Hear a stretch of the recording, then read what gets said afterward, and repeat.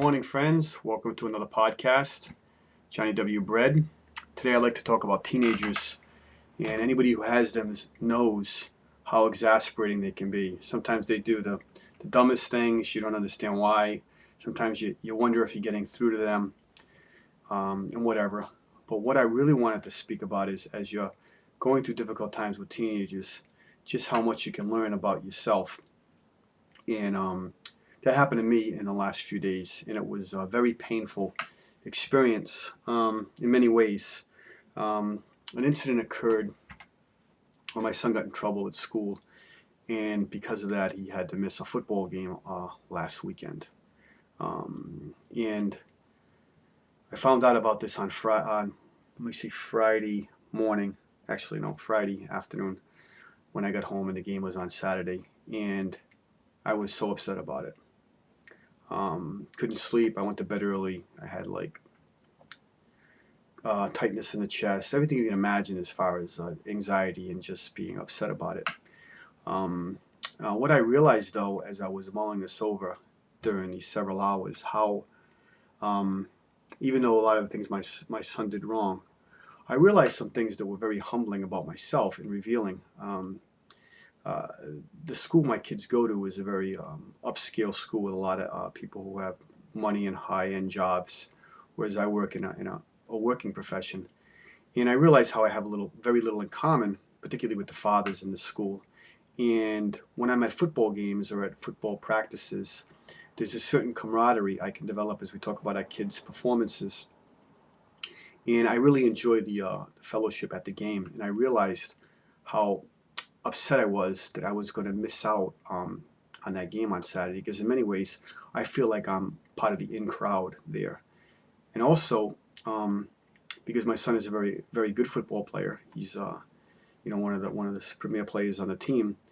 There's a certain pride that you have when you watch your son do well or you watch your child do well at something, and he gets recognized and noticed. And I really realized how much I was living vicariously through my son because I grew up in a time where I had a grandfather who was, very influential in my life, and I watched a lot of Sunday football with him on television. And football is very, very important to me. And in many ways, like a lot of men, I would have wondered what it'd be like to be a football star. And that didn't happen yet. Well, my son, he is playing well, and I'm very proud of that. But at the same time, it helped me to realize the issues I have as far as my own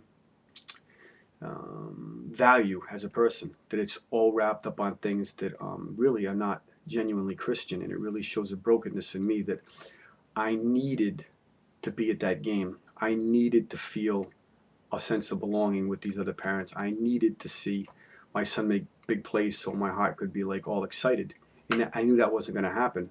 And rather than dealing with the issue of my son, I had trouble focusing on that because I really felt really bad for me. Um, and this was very, sobering.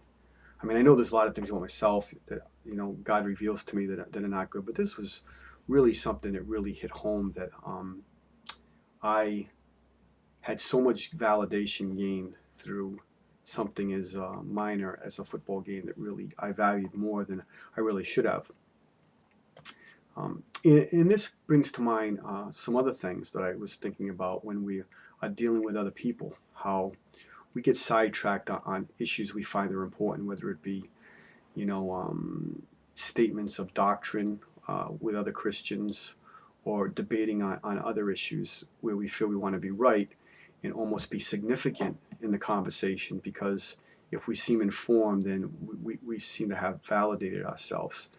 But what we really should be looking at each and every day is the reasons why um, we want to be the way we are as far as being validated by information or whatever in the sense of knowing things so we can tell other people how much knowledge we have. And in reality, is it really a smokescreen for the fact that we're not really looking at ourselves as who we are? And a lot of the things we desire or think is maybe giving God glory is really just a way to ignore maybe some issues we have in our own life. Maybe some issues we may have as far as trying to prove we're right to everybody on a particular social website really is a smokescreen to some really issues we have in our own lives that we're not addressing. And I find that is probably true with a lot of people, including myself. And the message I want to make today, as maybe unclear as it is we should be really humble in who we are, knowing that we got all kinds of things that we have that may be silly, but it gives us validation.